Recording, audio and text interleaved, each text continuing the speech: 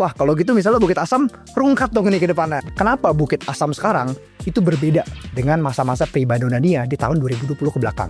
PTBA tuh salah satu yang masih bisa mencetak return yang cukup oke. Dulu kalau nggak salah ya, itu ROE masih bisa double digit, ya kan? NPM juga masih bisa double digit. Di saat semua batu bara lainnya mungkin udah mulai merugi. Beberapa tambang itu biaya royaltinya meningkat, ada juga yang menurun. PTBA ini masuk ke jenis tambang yang mana? Dan dalam kasus ini kita spill sedikit, nggak apa-apa kali jauh ya. Oke.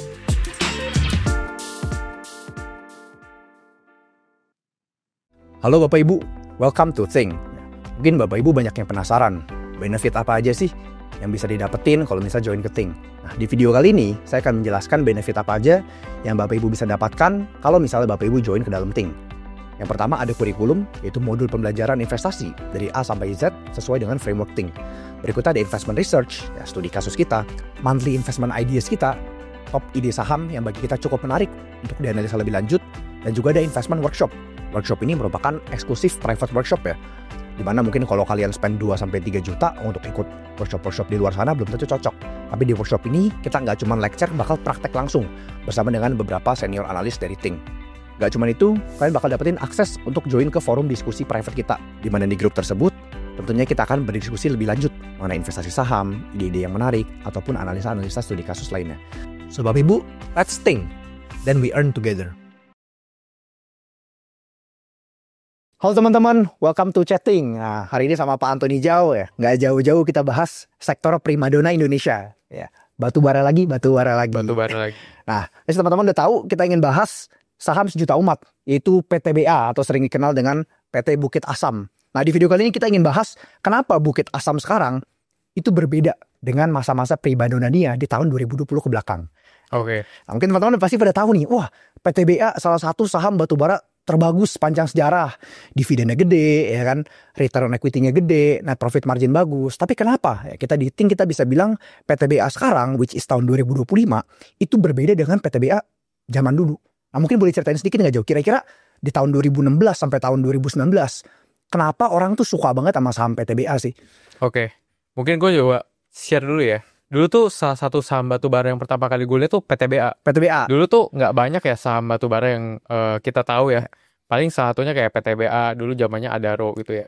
PTBA itu dulu menarik kenapa? Karena dulu waktu kita cek, cadangannya pertama dia masih banyak, ya kan? Itu salah satu yang mungkin penting untuk kita lihat kalau kita lihat perusahaan batubara. Yang kedua itu adalah low cost ya. Mungkin sering kali kita ngomong ya, namanya komoditi, kita pasti cari yang low cost, yang dia produksi bisa murah, karena yang dijual tuh sama.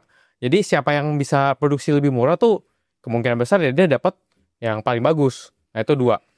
Nah jadi dulu singkat cerita PTBA zaman 2016 sampai 2020 bahkan ya waktu zaman COVID itu kan batubara tuh hancur tuh. Batubara waktu itu sempat $60 kalau nggak salah ya. Sempat 50 malah. Sempat 50 ya. Nah itu PTBA tuh salah satu yang masih bisa mencetak return yang cukup oke.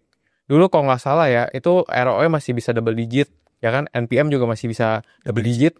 Di saat semua batu bara lainnya mungkin udah mulai merugi. Nah, kurang lebih begitu. Terus ada satu poin lagi yang mungkin dulu PTBA itu membuat dia menarik itu adalah dia nggak ada utang. Oke. Jadi dulu mungkin beberapa kita coba jajarin yang nggak ada utang tuh ada beberapa doang. Satunya seperti PTBA, ITMG gitu ya. Jadi beberapa faktor itu ya. PTBA dulu menarik.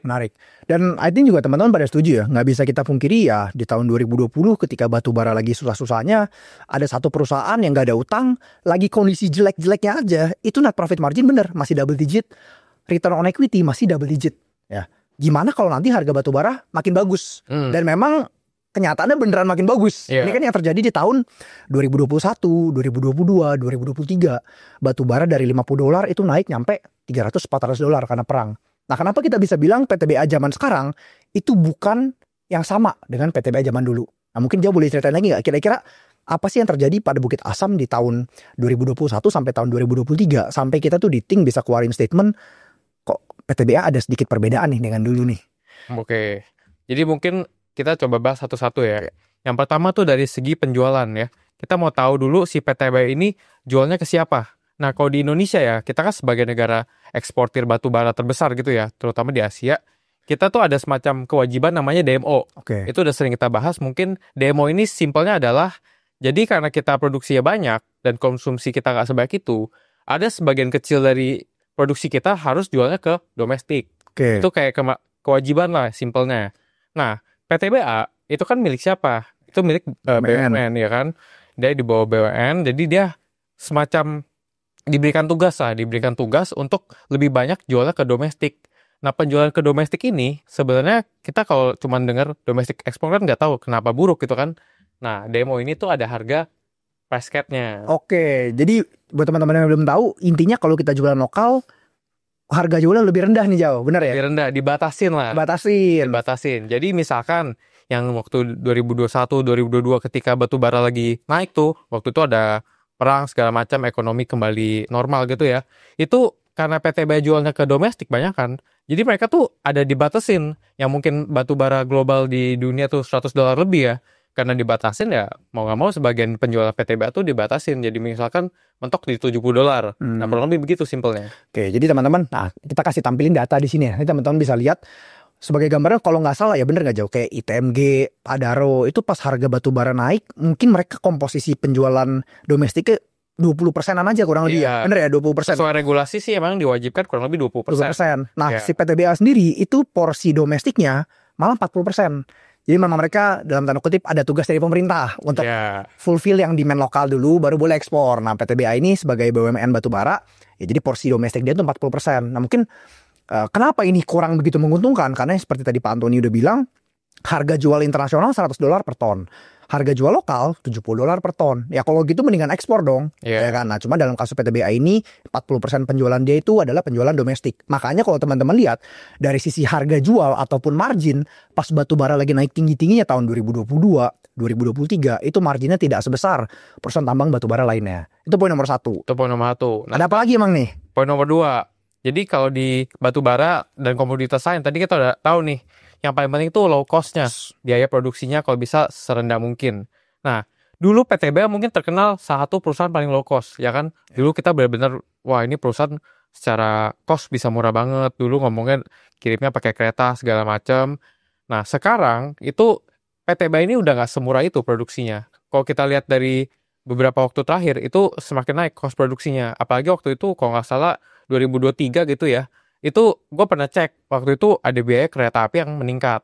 Nah itu beberapa faktornya. Lalu terakhir gue cek juga stripping ratio-nya meningkat. Nah mungkin lu boleh coba cerita deh stripping ratio-nya kenapa bisa meningkat. Nah mungkin buat teman-teman belum tahu apa sih stripping ratio. Simpel lagi nih.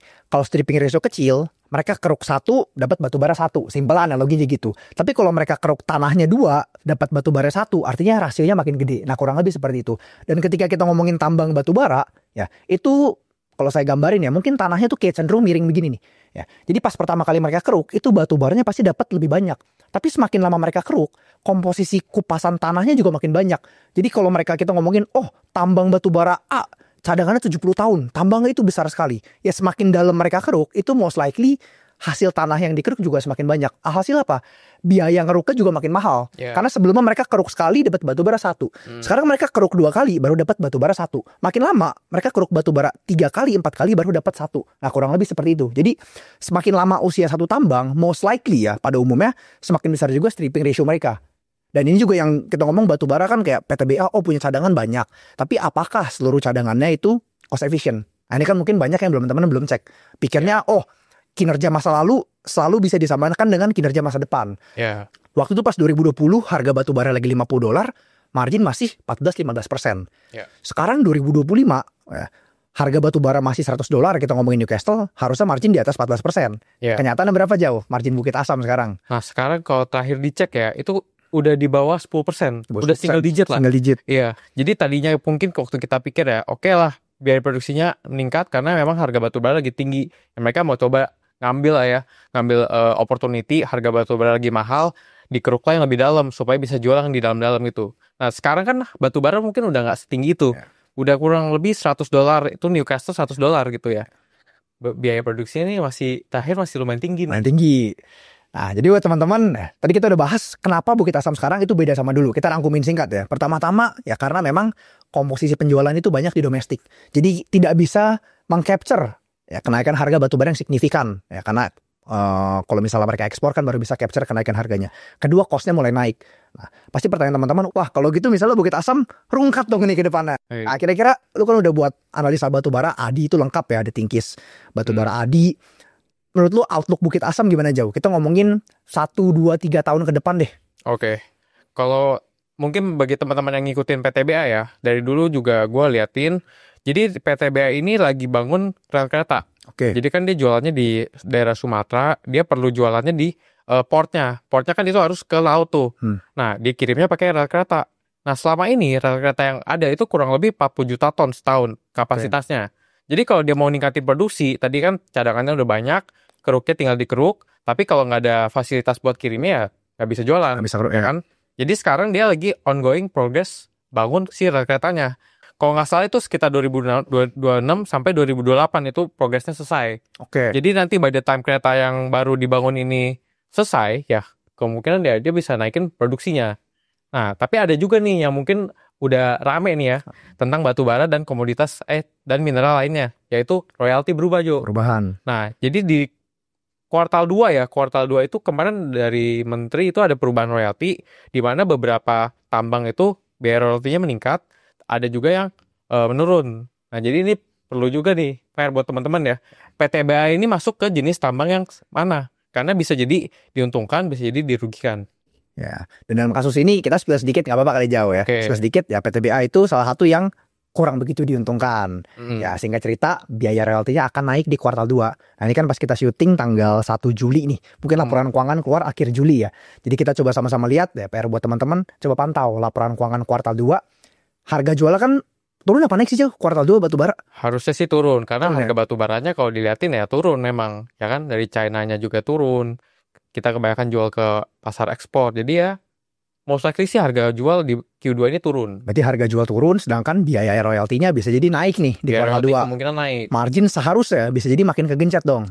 Harusnya. Nah, ini coba kita sama-sama nanti nih, kita sama-sama lihat laporan keuangan kuartal 2, apakah batubara sudah mulai bleeding atau enggak. Nah, tapi baik lagi ya, ini kan kita ngomongin batubara kuartal 2 should be not really good lah, even for all coal companies ya. Apalagi yang harga jual turun, cost naik ya. Harga jual turun, cost turun aja belum tentu bagus-bagus amat. Apalagi yang harga jual turun, cost naik. Nah, pandangan lu Jauh sebagai investor gini ya, value investor, dengan adanya penurunan harga batubara, kuartal 2 udah mau keluar, gimana sih, apa yang harus kita lakukan sebagai investor dalam melihat kondisi batubara seperti ini? Kalau menurut gua, kita sebagai investor itu tetap harus ngelihatnya secara menyeluruh, ya kan? Kita kalau melihat batubara, kita harus tahu nih kira-kira di industri kedepannya bagaimana, ya kan? Terus kita juga perlu fokus ke masing-masing perusahaan. Perusahaan ini masih bisa grow gak? Either dari sisi volume atau harga jual. Kalau kata PTBA tadi kan harga jual kita udah tahu nih, udah kekunci 1. Volumenya at least ke depan bagaimana? Itu pertama. Kedua, secara kualitas perusahaan ini bagus atau enggak? Biaya produksinya mahal atau enggak? Misalnya ada hutang atau enggak? Cadangannya banyak atau enggak? Nah, dari sini ya kita bisa mengira-ngira nih kualitasnya ini bagaimana, dan kita tentunya sebagai value investor ya, belinya juga harus di harga yang bagus. Kurang lebih gitu. Jadi PR buat teman-teman ketika misalnya memang tertarik nih dengan saham batubara karena terkenal dengan dividennya gede. Ingat ya, dividen gede karena laba tahun lalu mungkin bagus. Apakah laba tahun ini bisa sama dengan tahun lalu? Itu yang teman-teman harus do some rough calculations. Hitung kira-kira aja. PTBA misalnya produksi 40 sampai 50 juta ton. Kalau memang beneran nambah sampai 60 juta ton, bottom line-nya bisa nambah berapa? Dengan mempertimbangkan adjustment di harga jual dan juga cost. Ya, so itu buat PR teman-teman, nanti sama-sama kita tunggu coba kuartal 2 the release of coal companies. I think bakal seru nih. Ya, kita lihat jagoan kita turun atau naik kinerjanya. Oke, untuk teman-teman yang lagi tertarik dengan Bukit Asam, boleh coba di follow beberapa poin yang tadi kita ngomong. Produksinya beneran naik nggak? Costnya naik atau turun? Ya, harga jualan naik atau turun di laporan keuangan kuartal 2 mendatang. So that's it teman-teman. Ya, jangan lupa like, subscribe, dan kalau memang teman-teman mau tertarik belajar saham lebih lanjut, mumpung lagi banyak banget peluang nih, batubara mulai turun. Bank sekarang lagi turun lagi nih, pas kita syuting. BRI udah 3.700 lagi. Mandiri berapa sekarang? Udah turun lah 4.700, 4.800 lagi. Ya, I think it's the best time kalau teman-teman memang mau belajar investasi. Teman-teman bisa klik link di description bawah, itu tinggal join free trial kita. Di mana free trial kita ada materi secara gratis, teman-teman bisa akses, yang dimana materi tersebut aja udah sangat lengkap. Ya, so pastiin teman-teman join free trial sekarang, semuanya gratis, mumpung kita belum tutup free trial ya. Thank you teman-teman, see you on the next setting.